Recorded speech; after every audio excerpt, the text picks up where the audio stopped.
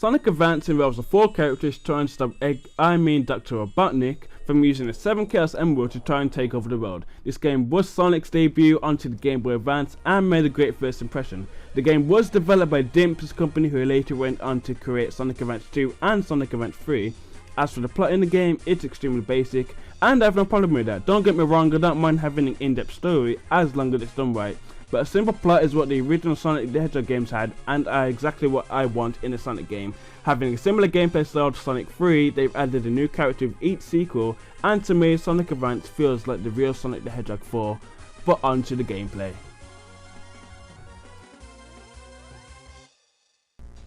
Sonic's moveset allows him to somersault and slide like he can in Sonic Adventure 2, and by pressing the A button when he somersaults, he can cancel out of it. New to his moveset is the air dash, which allows him to gain speed, and making a most welcome return is the Intershield from Sonic the Hedgehog 3. As for Tails, he can use his Tails attack, fly and summon the water. With these abilities, I would consider Tails to be the easy mode of the game, as you can use him to skip massive sections of the level, and I would consider this to be kind of game breaking, but it's up to you. Knuckles can do a punching combo, but I would highly recommend jumping. His gliding, however, allows him to reach higher altitudes than Tails. And as for Amy, yeah, with the inability to spin dash or jump into a ball, I would consider Amy to be the hard mode of this game, and I wouldn't recommend playing as her for your first time. She instead has to rely on her Pika Pika hammer and sliding with her face to her enemies, but she can also use the hammer to hit springs to gain a higher altitude than any other character in the game, making her very unique in this manner. She can also press down and B while standing still to gain a higher jump, and when she presses down and B in the air, she becomes a bouncing ball of death, allowing her to repeatedly bounce off her enemies, ensuring a quick kill.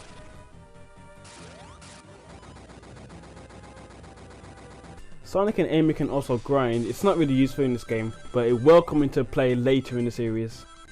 As for the levels, we have Neo Green Hill Zone, a nice introduction level.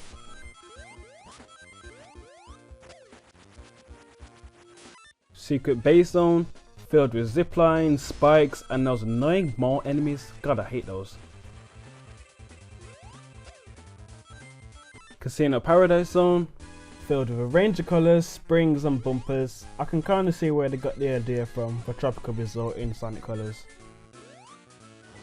Ice Mountain Zone, our first introduction to water and ice physics, although there is a lack of air bubbles and a lot of times led to my death because I ran out of time trying to get to the surface.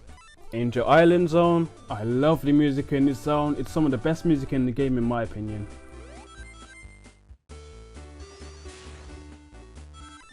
And we have Egg Rocket Zone as the first act, and the second act is Cosmic Angel Zone. I'm not sure why they've done this, but it's not really a big issue.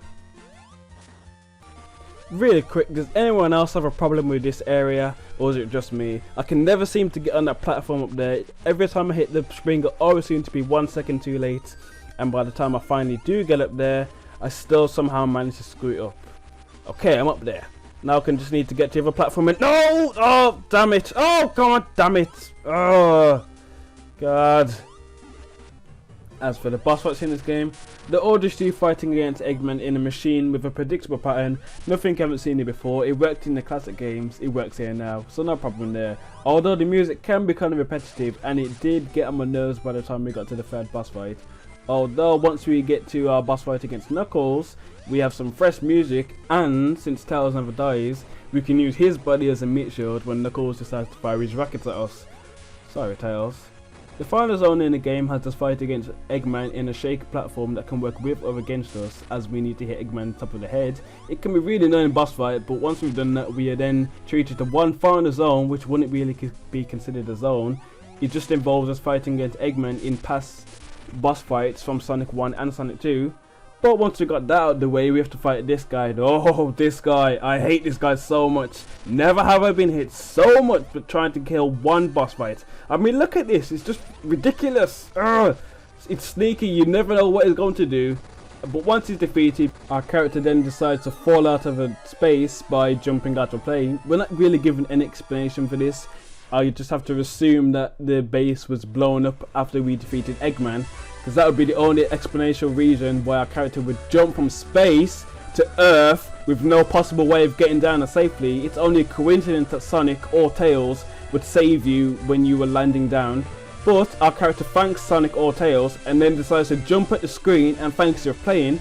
But doing this, our character then recreates what just happened and falls to the earth again. Eggman then decides to taunt you by hinting that there's more to the game by making you collect 7 Chaos Emeralds. This is done by jumping on one of the 7 special springs throughout the 6 zones, meaning that there were 2 springs within one zone.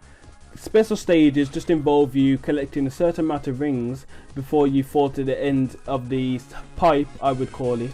And if you're successful in doing this, you will be given a Chaos Emerald, and if you're able to collect all 7, you will be granted access to the final story, the real ending, the Moon Zone, which has Sonic Duke Fist against Eggman one final time with the Earth in the background. The boss fight just involves Super Sonic hitting Eggman's head 8 times until he decides to fall over. It's not really a hard boss fight as the final fight, but it was kind of a disappointment that this was an easier boss fight than some of the bosses in the game.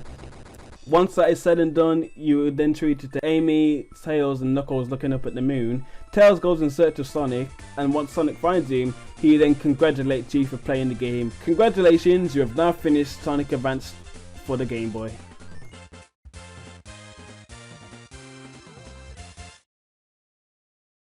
There is, however, also a Tiny Chow garden which allows you to hatch various Chow, although you can only hatch 1 Chow at a time, which kind of makes it kind of pointless, having the ability to buy more than 1 egg. You can also feed your Chow various fruit and buy them items such as a trumpet or a rubber duck. All these items are kind of pointless. There are mini games that you can use to play for the Chow, but it's a very pointless mini game. The time attack mode in this game is exactly what it has been in all the other Sonic games, which basically allows you to play various stages and try and beat your time from before. It's nothing new, but it was never broken, so why fix it?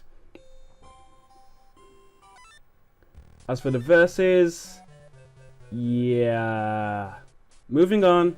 The options in this game allows you to change your play data and also change your versus record data. You can also make the levels even easier than they already are, take off time off, and also have a sound test which allows you to listen to various soundtracks throughout the Sonic game.